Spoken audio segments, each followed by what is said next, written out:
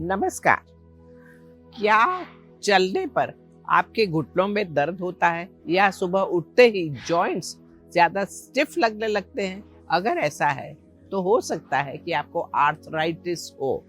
आज भारत में लगभग 18 करोड़ लोग आर्थराइटिस के साथ जी रहे हैं, यानी हर 6 में से एक व्यक्ति। आर्थराइटिस शरीर का एक ऐसा संकेत है कि अंदर का कहीं संतुलन बिगड़ गया है। आज हम समझेंगे कि आर्थराइटिस को हम प्राकृतिक तरीके से कैसे मैनेज कर सकते हैं। सबसे पहले ये समझना जरूरी है कि आर्थराइटिस का मतलब होता है जॉइंट का इन्फ्लेमेशन, लेकिन हर आर्थराइटिस एक जैसा नहीं होता। सबसे कॉमन 2 टाइप है, ऑस्टियोआर्थराइटिस और रूमेटॉइड आर्थराइटिस। ऑस्टियोआर्थराइटिस तब होता है जब हड्डियों के बीच का कुशन, जिसे कार्टिलेज कहते हैं, धीरे धीरे घिसने लगता है। ये ज्यादातर उम्र के साथ होता है और घुटनों, हिप्स और स्पाइन में ज्यादा देखा जाता है। रूमेटॉइड आर्थराइटिस यानी RA एक ऑटो इम्यून कंडीशन है जिसमें शरीर का इम्यून सिस्टम अपने ही जॉइंट में अटैक करने लगता है, जिससे दर्द, सूजन और कभी-कभी डिफॉर्मिटीज हो सकती है। इन दोनों कंडीशंस को मैनेज करने के लिए मैं आपको होममेड डाइट और होम केयर से जुड़ी हुई बातें बताऊंगी। इनके लिए कोई मूवमेंट्स भी बताऊंगी। सबसे पहले बात करते हैं ऑस्टियोआर्थराइटिस की। इसे अक्सर वेयर एंड टेयर आर्थराइटिस भी कहा जा सकता है। इसके शुरुआती साइंस होते हैं चलने पर दर्द, आराम के बाद स्टिफनेस और कभी-कभी सूजन। सीढ़ियां चढ़ने या पैर मोड़कर बैठना मुश्किल हो जाता है। मैंने देखा है कि ऑस्टियोआर्थराइटिस मूवमेंट से काफी कंट्रोल किया जा सकता है, क्योंकि ये मूवमेंट्स ही एक तरह की मेडिसिन है।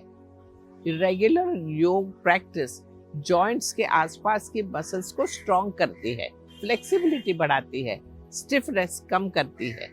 जब दर्द थोड़ा कम हो जाए तो हल्के जॉइंट्स को रिलैक्स करने के कुछ मूवमेंट शुरू किए जा सकते हैं। ऑस्टियोआर्थराइटिस के लिए कुछ उपयोगी आसन हैं। हिप जॉइंट के लिए आप योगेंद्र उत्कटासन कर सकते हैं, जिससे हिप और थाई मसल्स मजबूत होती है। साथ ही योगेंद्र शलभासन लोअर बैक और हिप्स में सर्कुलेशन बढ़ाता है, और योगेंद्र भद्रासन हिप जॉइंट्स को धीरे से ओपन करता है। जॉइंट मोबिलिटी के लिए योगेंद्र पवन मुक्तासन का अभ्यास करें। घुटनों के लिए योगेंद्र यष्टिकासन का अभ्यास करें। इससे शरीर के जॉइंट्स की अलाइनमेंट ठीक होती है। सुप्त वक्रासन घुटनों और पीठ की स्टिफनेस कम करता है, लेकिन ध्यान रखिए आप ये सभी आसन धीरे धीरे करें, बिना रुके। हमेशा ट्रेन्ड योगा टीचर की गाइडेंस लें, और अगर दर्द हो तो तुरंत रोक दें।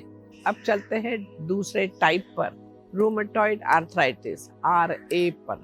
ऑस्टियोआर्थराइटिस के मुकाबले रूमेटॉइड आर्थराइटिस अचानक शुरू हो सकता है। इसमें उंगलियां, रिस्ट जैसे छोटे जॉइंट्स में दर्द, सूजन, स्टिफनेस होती है। कभी कभी थकान या हल्का बुखार भी लग सकता है, क्योंकि ये इम्यून सिस्टम से जुड़ा होता है। रूमेटॉइड आर्थराइटिस में जब इन्फ्लेमेशन ज्यादा हो तो जॉइंट्स में काफी पेन होता है और उसको आराम देना काफी जरूरी हो जाता है।